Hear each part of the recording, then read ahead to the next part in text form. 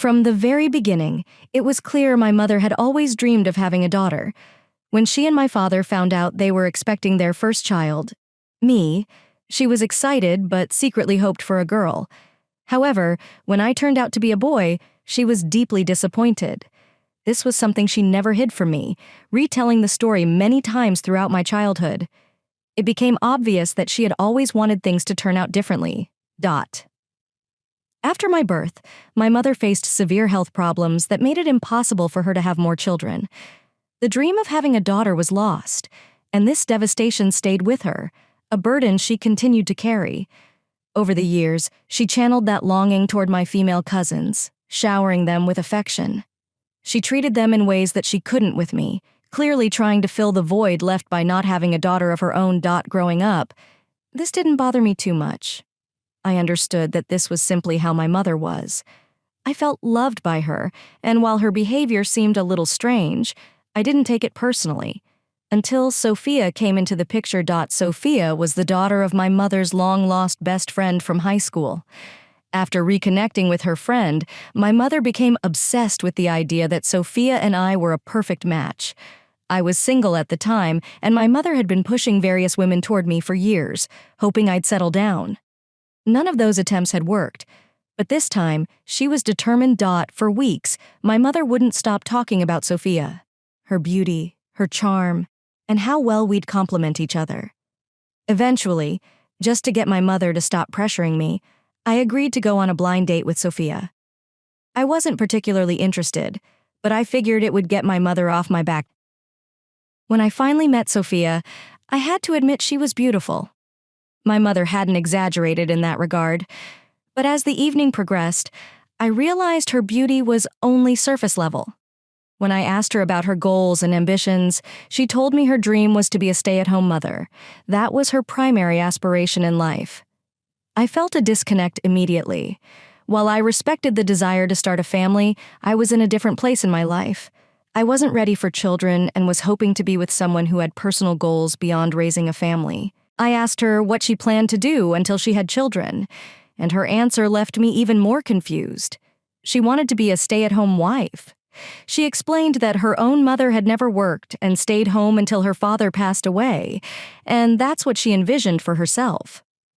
I realized then that we weren't compatible. I was looking for someone driven by career or personal passions, not someone who wanted to settle into domestic life right away. Still, when I told my mother about my concerns, she wasn't happy. She insisted I hadn't given Sophia a real chance, urging me to see her again. My mother's pressure continued until one evening, she invited me over to her house, and when I arrived, there was Sophia, waiting for me. My mother had set up another date without telling me, and as soon as I walked in, my parents made a quick exit, leaving me and Sophia alone. It was incredibly awkward. We sat there, staring at each other, unsure of what to do. Despite the uncomfortable situation, we laughed about it and ended up having a conversation. Sophia opened up more, sharing how she genuinely liked me after our first date, but was confused by my lack of follow-up. She explained her desire to be a stay-at-home wife wasn't just about not working. She spent a lot of her time volunteering at her church, helping children and those in need. Hearing this gave me a different perspective on her. While her ambitions didn't align with mine, I realized there was more to her than I had initially thought. We started dating after that, despite my lingering doubts. We dated for almost a year before I proposed.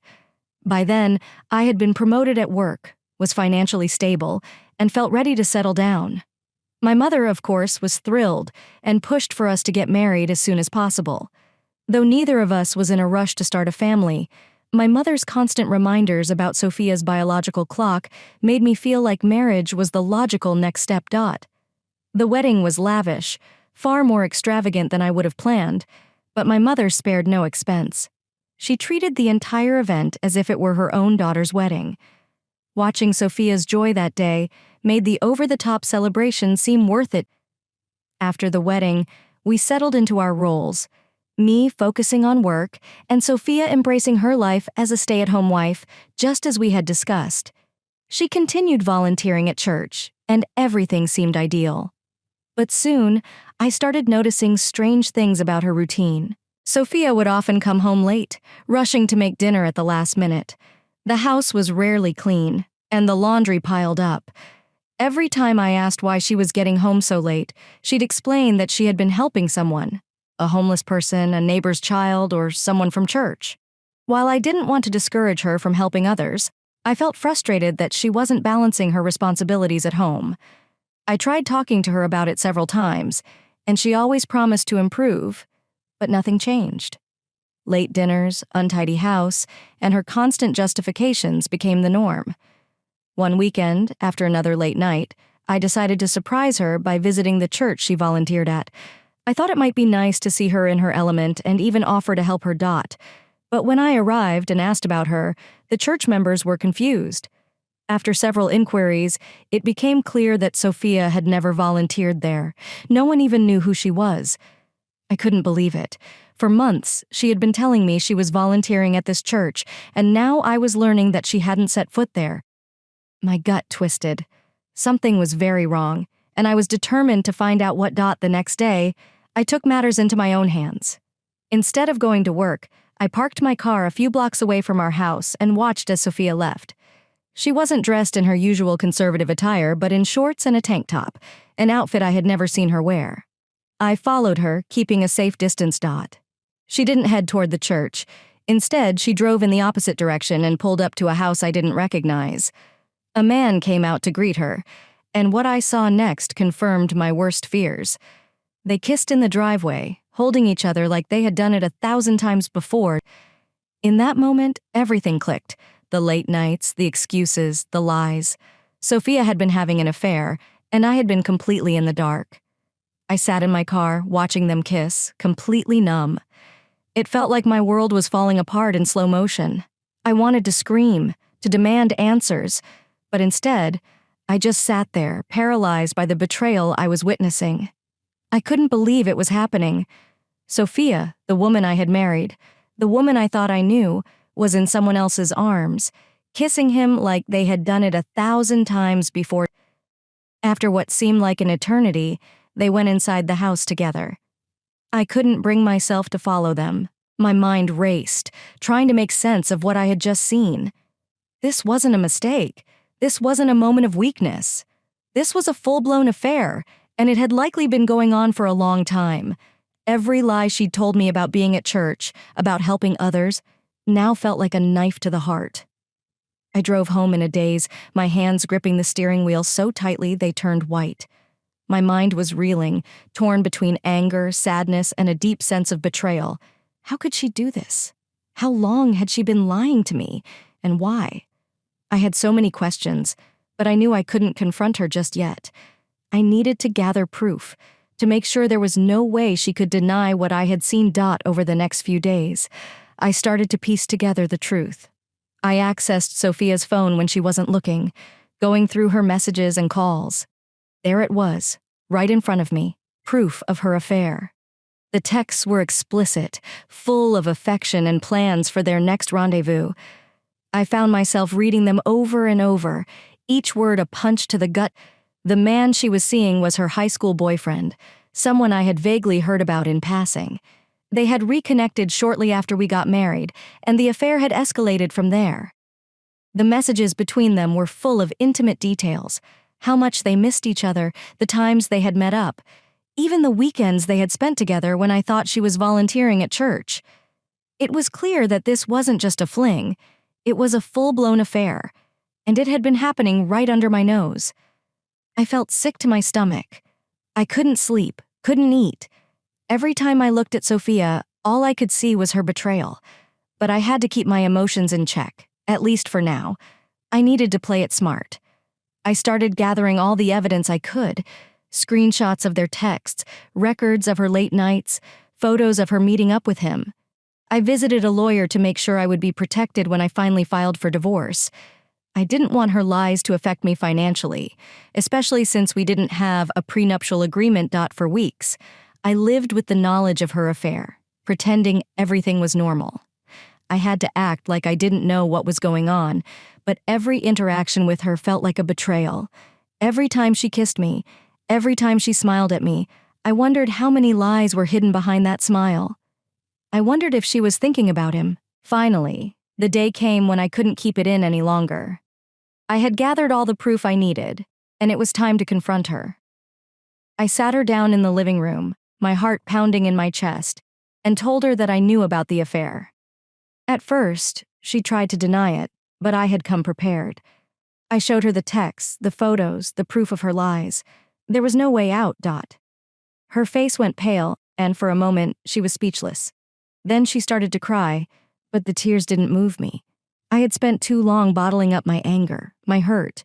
Now, I was ready to let it all out. "I never meant for it to go this far," she said, her voice shaking. "It was just a mistake.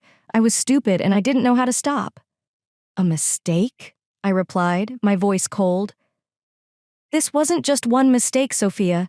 This was months of lying, sneaking around behind my back. You didn't just trip and fall into his arms. You chose this." She kept crying, insisting that she didn't love him, that she loved me, and that she could change if I gave her another chance. But I was done. I couldn't trust her anymore, and without trust, there was nothing left. "I'm filing for divorce," I told her, my voice steady. "This marriage is over." She looked at me in shock, as if she hadn't expected me to go that far. She begged me to reconsider, promising that things would be different, that she would do anything to fix it. But I couldn't see a way back from this. The betrayal was too deep, the trust too broken. After that night, I filed for divorce. I didn't want to live in a marriage built on lies any longer. I also set up a group chat with my parents and Sophia's mother, sharing all the evidence I had gathered to prevent any attempts at manipulation. I wanted them to know exactly why I was divorcing her. My mother was furious with Sophia for betraying me, but she and Sophia's mother still tried to convince me to give her another chance. They claimed it was just a mistake, a one-time thing, and that I should think of the future, of having a family. But I stood firm. There was no coming back from this. A week after filing for divorce, Sophia showed up at my house with shocking news. She claimed she was pregnant. She insisted the baby was mine, but I doubted it immediately, given her affair. I told her flat out that I didn't believe her. I wasn't going to take responsibility for a child that might not be mine. Sophia's mother exploded, accusing me of ruining her daughter's life and being cruel for refusing to support the baby. My own mother started to plead with me, saying that a child could change everything, that having a baby might bring us closer together again. She even threatened to testify against me in court if I didn't step up. But I wasn't backing down. I demanded a paternity test, and until we knew for sure, I refused to be involved. I wasn't going to be manipulated into staying in a broken marriage. My mother's betrayal stung almost as much as Sophia's. She sided with Sophia, insisting that I should take responsibility for the child regardless of the test results. It felt like I was being ganged up on from all sides, but I knew I had to stand my ground. Eventually, the day of the paternity test arrived. Sophia gave birth to a baby girl, and we scheduled the test immediately. When the results came back, my suspicions were confirmed. The baby wasn't mine. When I showed Sophia the results, she broke down, begging me to take responsibility anyway. She claimed that her family and friends would reject her and her child, but I refused. I had no obligation to her or her daughter, and I was done being manipulated. Despite the paternity results, Sophia's mother and my own continued to pressure me, saying that I should still step in and help raise the child. They argued that I wasn't likely to have kids anytime soon, and that I should consider this baby as my own. But I refused. I wasn't going to take responsibility for someone else's child.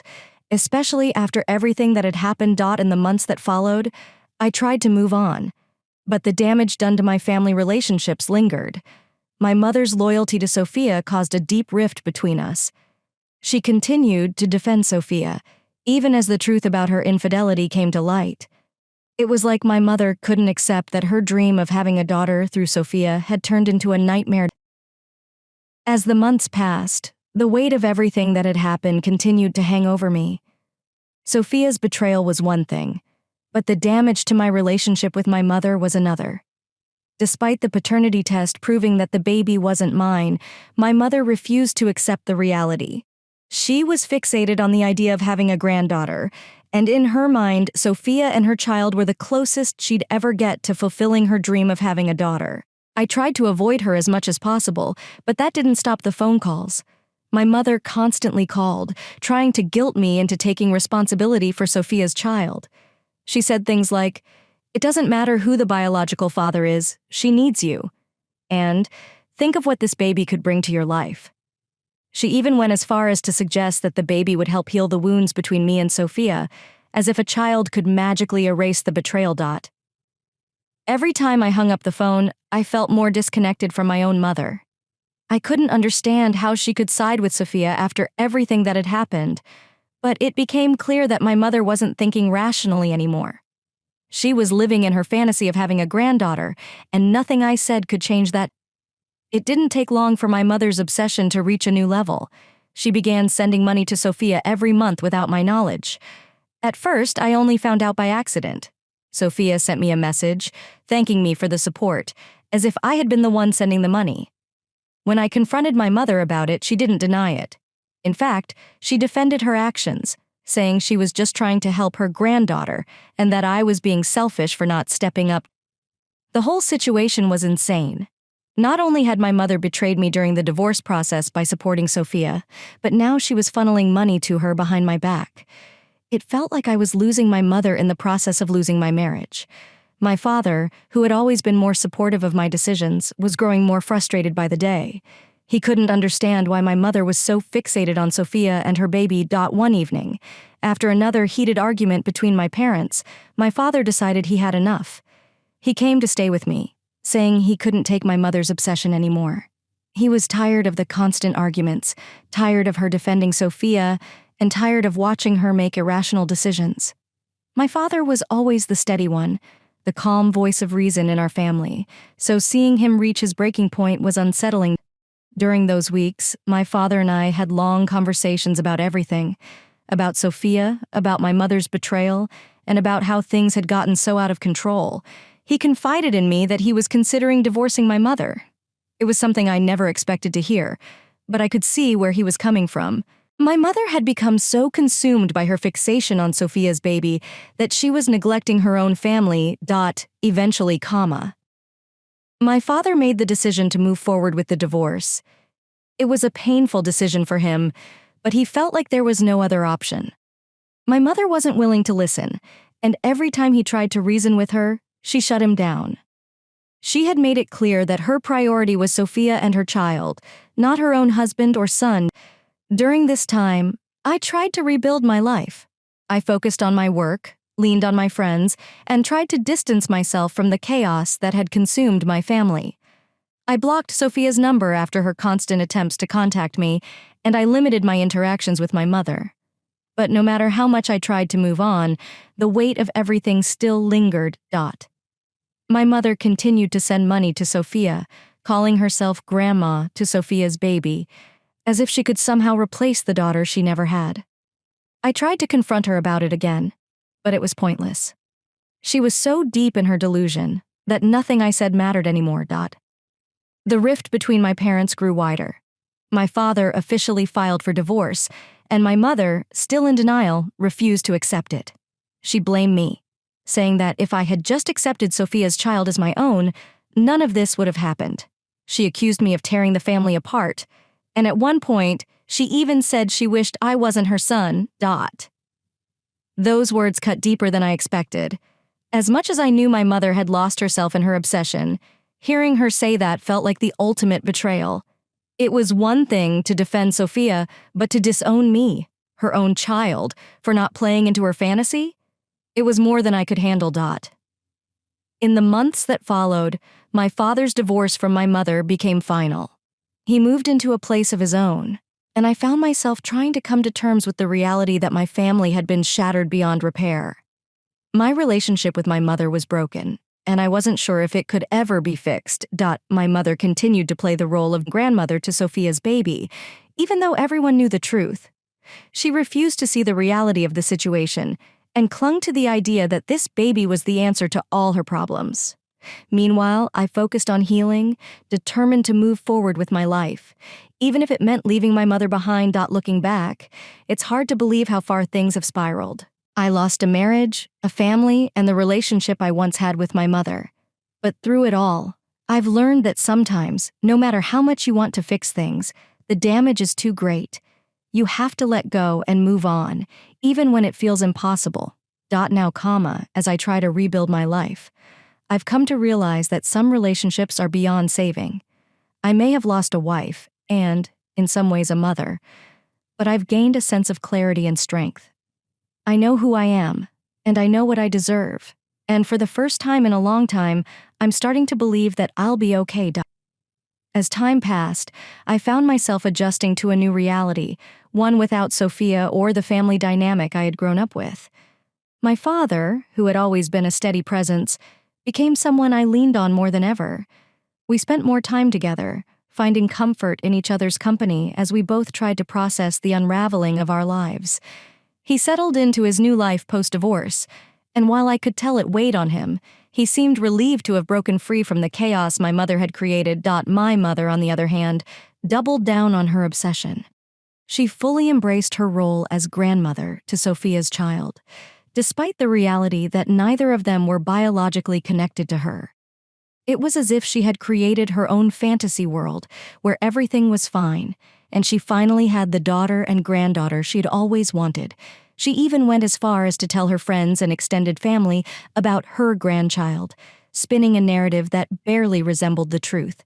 I distanced myself from her as much as I could, but the emotional toll of losing my mother, in a sense, still weighed on me.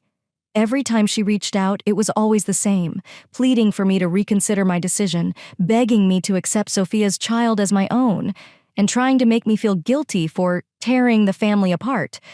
But no matter what she said, I remained firm.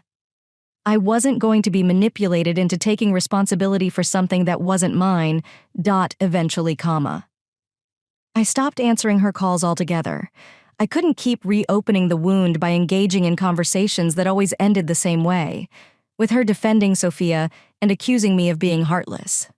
My silence seemed to drive a deeper wedge between us, but I had to prioritize my own mental health. I had been through enough. Sophia, for her part, faded into the background. After the paternity test confirmed that her child wasn't mine, her desperate attempts to win me back had grown less frequent. I assumed she was trying to figure out her own path, especially after the father of her child, her high school sweetheart, refused to be involved in any meaningful way. I felt some sympathy for her, but it wasn't enough to change anything. Her choices had destroyed our marriage, and I was focused on moving forward with my life. One day, out of the blue, I received a message from Sophia. She asked if we could meet for coffee to talk. My initial reaction was to ignore it, but curiosity got the better of me.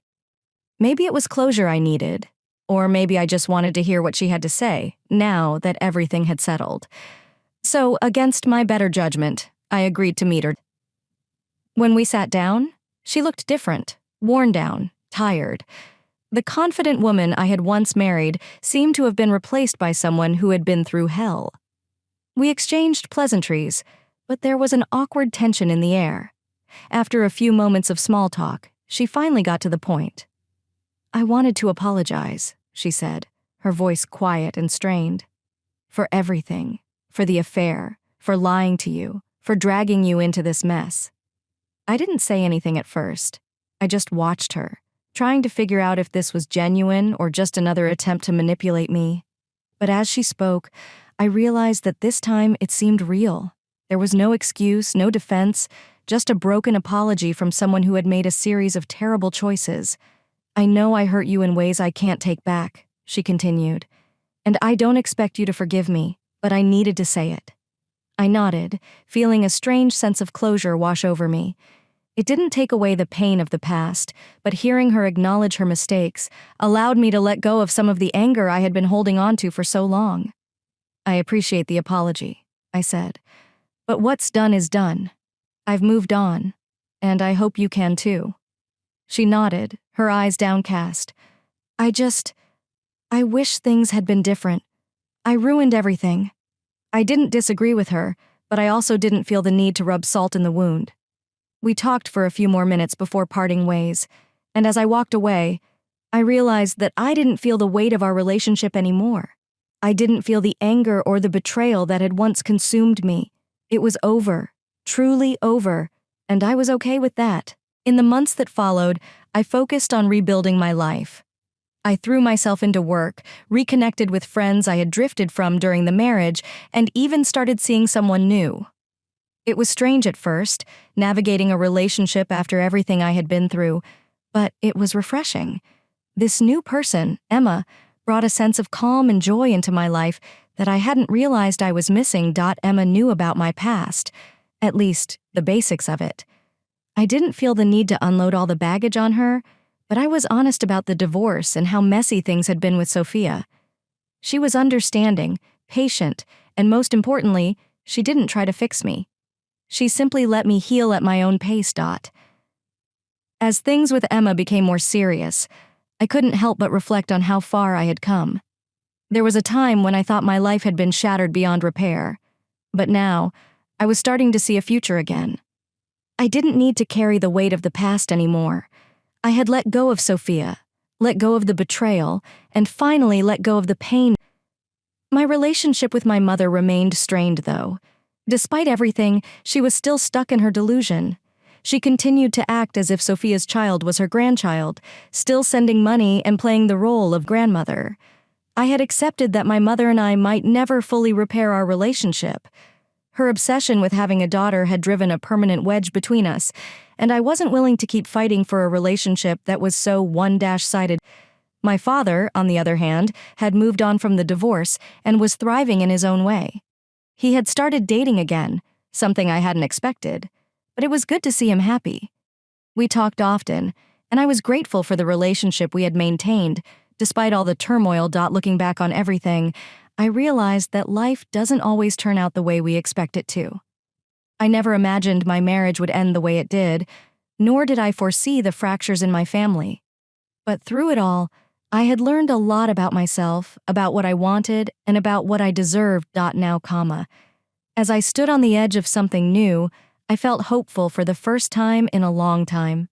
Life had thrown me curveballs, but I had survived. I had come out stronger, and most importantly, I had learned to let go. And with that, I finally felt free.